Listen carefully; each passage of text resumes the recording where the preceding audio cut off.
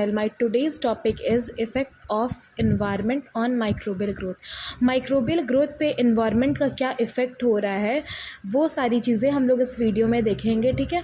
और किस temperature ranges देखेंगे कि डिफरेंट ऑर्गेनिजम्स के लिए क्या क्या टेम्परेचर है और कितने डिग्री सेल्सियस पे वो होते हैं, ठीक है। ये सारी चीज़ें हम लोग आज इसमें डिस्कस करेंगे इस वीडियो में। तो सबसे पहले टेम्परेचर रेंजेस, हर माइक्रो ऑर्गेनिजम्स के लिए डिफरेंट टेम्परेचर रेंजेस बनाए गए हैं। जैसे कि जो बैक्टीरिया प्रेजेंट होते हैं एनवायरनमेंट में, सारे बैक्टीरियाज़ की स्टेबिलिटी डिफरेंट होती है। जैसे कुछ बैक्टीरियाज़ होते हैं जो कोल्ड एनवायरनमेंट में रहते हैं, कुछ होते हैं जिनको ज़्यादा हॉट एनवायरनमेंट में रहना होता है। तो सब बैक्टीरिया के लिए अलग अलग टेम्परेचर डिसाइड होता है, ठीक है। Temperature is the most important factor that influence the rate of enzymes, ठीक है। जो टेम्परेचर होता है वो रेट ऑफ एंजाइम्स बताता है, ठीक है। कैटलिस्ट रिएक्शन से रिलेट करता है, फिर रेट ऑफ ग्रोथ बताता है। ये सारी चीज़ें हमें टेम्परेचर के रेंजेस के थ्रू पता चलती हैं। और बेस्ड ऑन टेम्परेचर इसकी 5 टाइप से क्लासिफिकेशन किया गया है, ठीक है। तो पहला है साइक्रोफिल्स, दूसरा है साइक्रोट्रॉप्स, तीसरा है मेसोफिल, फिर है थर्मोफिल्स और हाइपोथर्मोफिल्स।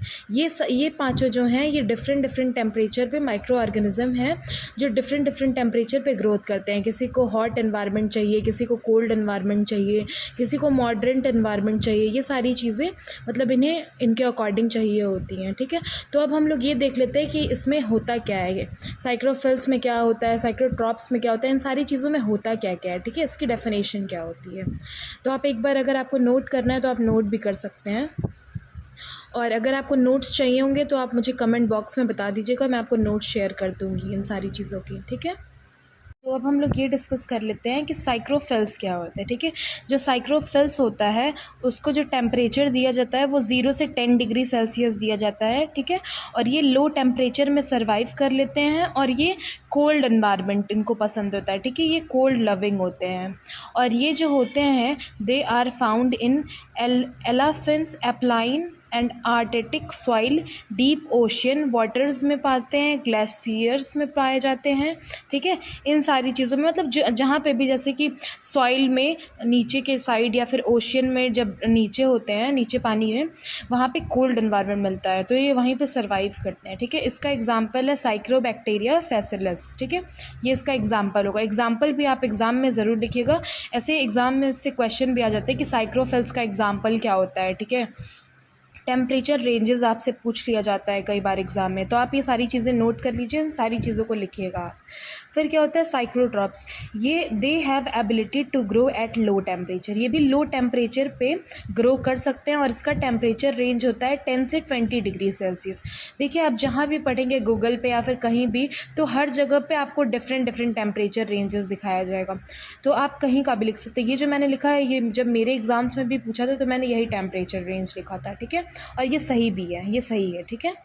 और ये जो होते हैं जो साइक्रोट्रॉप्स होते हैं ये रेफ्रिजरेटिंग टेम्परेचर पे सर्वाइव करते हैं, ठीक है।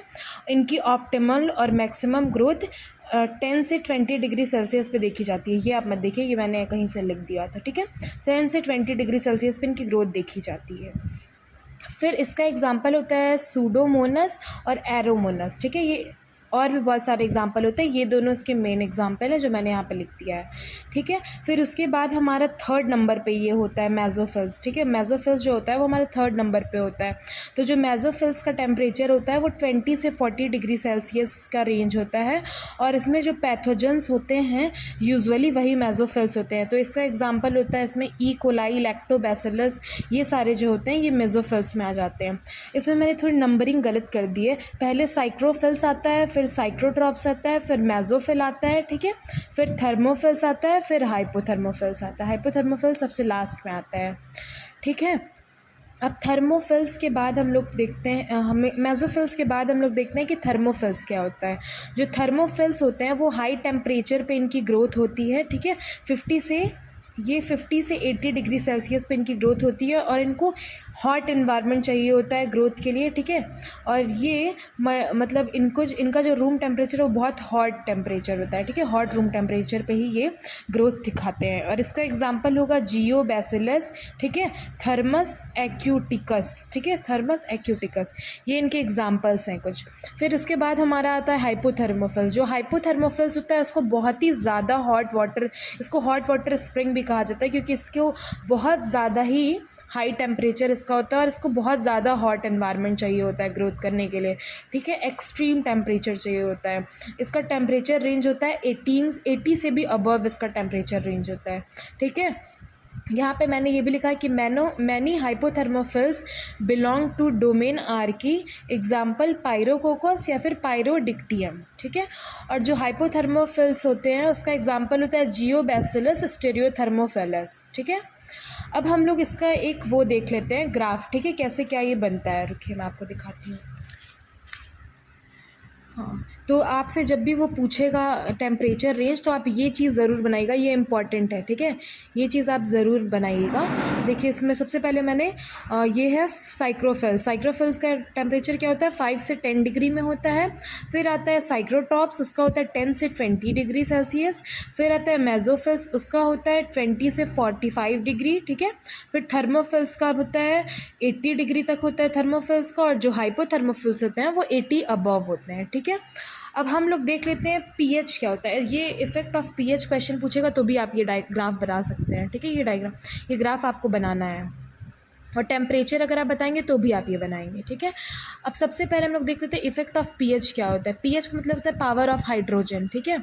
पीएच का मतलब क्या होता है पावर ऑफ हाइड्रोजन, आप नोट कर लीजिएगा, एक मिनट।